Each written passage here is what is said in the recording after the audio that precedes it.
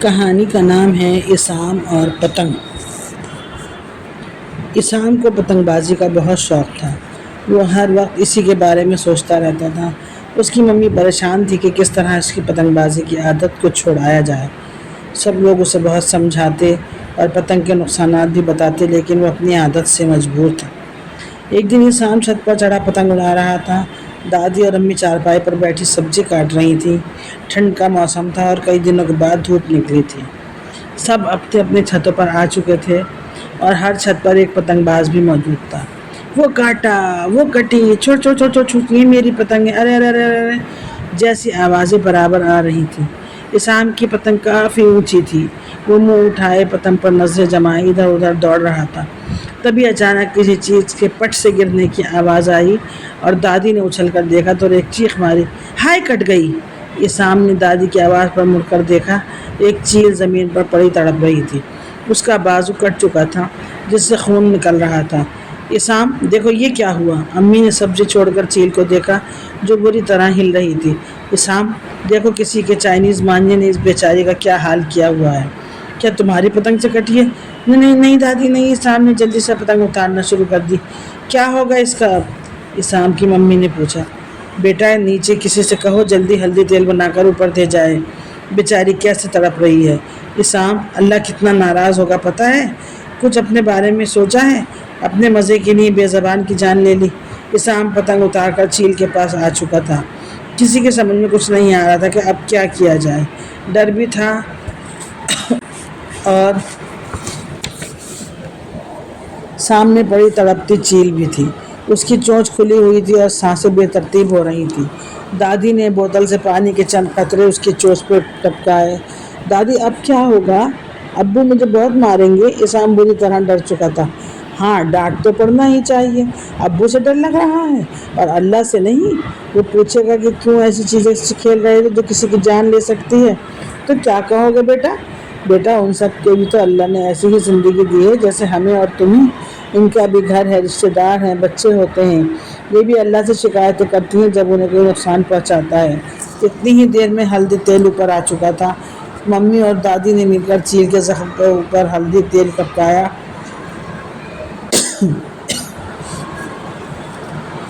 کیونکہ وہ چیل سے ڈر لگ رہا تھا۔ وہ بھی زمین پر پڑی پھڑپڑا رہی تھی اور اڑنے کی کوشش میں گھومے جا رہی تھی۔ 2 گھنٹے بعد ابو کے آنے کا وقت ہونے والا تھا۔ اسام کا ڈر کے مارے برا حال تھا۔ وہ دوپہر سے شام تک کئی بار ممی اور دادی سے وعدہ کر چکا تھا کہ اب پتنگ نہیں اڑائے گا، بس ابو کو پتہ نہ چلے، لیکن اسے یہ بھی پتہ تھا کہ یہ ناممکن ہے۔ گھر کی ہر بات ابو کے علم میں لائی جاتی ہے۔ بس اب اس کے پاس ایک ہی راستہ تھا، وہ لحاف میں گھس کر سو جائے، اور اس نے ایسا ہی کیا۔ اگلی صبح اتوار تھا اور ابو کی چھٹی تھی۔ چائے ناشتے سے فارغ ہو کر ابو نے اسے اپنے پاس بلایا اور کہا کہ چلو چیل کو تھیلے میں ڈالو، ڈاکٹر کے پاس چلنا ہے، اس کا علاج کرانا ہے۔ اسام کا اتنا سن کر ہی پیر کانپنے لگے۔ ابو چلو آؤ۔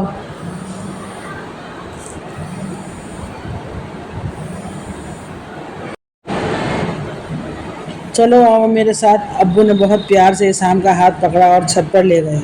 چیل ایک کونے میں پڑی تھی۔ اس کی حالت کل سے ذرا بہتر تھی، لیکن اس کا پر چھت پر ہی کل کی طرح پھیلا ہوا تھا۔ اس نے نگاہیں گھما کر آنے والوں کو دیکھا اور کھسک کر دور ہو گئی۔ ابو نے اسے کھانا دیا اور اس کے قریب پانی بھر کر رکھ دیا۔ اسام حیران تھا کہ ابو نے اسے ڈانٹا بھی نہیں۔ بیٹا حیران ہو رہے ہو کہ ابو نے ڈانٹا تک نہیں؟ ابو کے سامنے ایسا کہنے پر اسام کو لگا کہ انہوں نے اس کے دل کی بات سن لی ہے۔ مجھے دادی اور امی نے بتایا کہ تم نے پکا وعدہ کیا ہے کہ اب پتنگ نہیں اڑاؤ گے۔ بیٹا پتنگ اڑانا کوئی بری بات نہیں، لیکن آج کل جو چائنیز مانجا استعمال ہونے لگا ہے، دراصل اس سے پریشانی بڑھ گئی ہے۔ 1 سیکنڈ میں وہ چیز کو کاٹ دیتا ہے۔ سنتے ہو نا آئے دن کتنی خبریں آتی رہتی ہیں کہ کسی کی گردن کٹ گئی، کسی کی ناک۔ بہت سے لوگوں کی مانجے کی وجہ سے موت بھی ہو چکی ہے۔ جو بھی لوگ استعمال کرتے ہیں یا جن کے پتنگ سے یہ تمام حادثات ہوتے ہیں، انہیں یا کسی کو پتہ ہو یا نہ ہو، لیکن اللہ کو سب پتہ ہے۔ تو میرا بیٹا، ہمیں ایسا کام کرنا ہی نہیں چاہیے جا کے جس کی جان چلی جائے کسی کی۔ جی ابو۔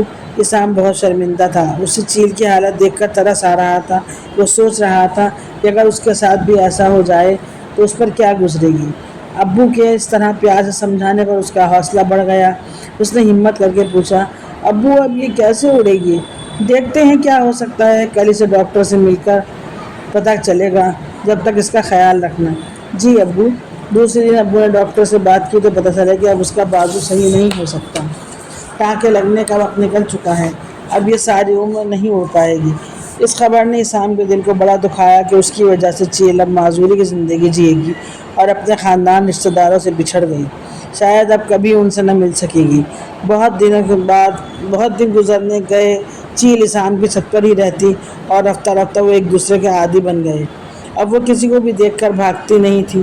اسام تو گھنٹوں اس سے باتیں کرتا رہتا، لیکن وہ ساری عمر ان کے ساتھ نہیں رہ سکتی۔ ابو برابر اس فکر میں رہتے تھے کہ وہ کسی طرح اسے کہیں ایسی جگہ چھوڑ آئیں جہاں اور پرندے بھی ہوں۔ چیل کو ان کے گھر کا رہتے 6 مہینے گزر گئے تھے کہ ایک دن ابو گھر آئے۔ انہوں نے بتایا کہ شام کو ایک صاحب آئیں گے، وہ چیل کو لے جائیں گے اور اسے ایک جنگل میں چھوڑ آئیں گے جہاں بہت سے ایسے پرندے رہتے ہیں جو اس طرح حادثوں کا شکار ہو کر اپنے جسم کا کوئی حصہ گنوا بیٹھے ہیں۔ اس خبر نے اسام کو اداس کر دیا، لیکن وہ خوش بھی تھا کہ چلو اب اس بیچاری کی زندگی کچھ تو بہتر ہوگی۔ پھر اسی شام چاچا آئے اور پھر چیل کو پکڑ کر اپنے تھیلے میں ڈال کر لے گئے۔ اسام بہت اداس تھا۔ اب سب گھر والے بھی چیل کی کمی کو محسوس کر رہے تھے، لیکن پھر بھی ایک خوشی تھی۔ اس حادثے نے اسام کو سبق دیا کہ اس نے پھر زندگی بھر چائنیز مانجے کا استعمال نہیں کیا اور اپنے دوستوں کو بھی اس حادثے کو بتا کر ان کو بھی استعمال سے چھڑوا دیا۔ تو بچوں، یہ آپ کی کہانی تھی، کیسی لگی اپنا فیڈ بیک دیجیے گا، پھر اگلی کہانی میں ملیں گے۔ اللہ حافظ۔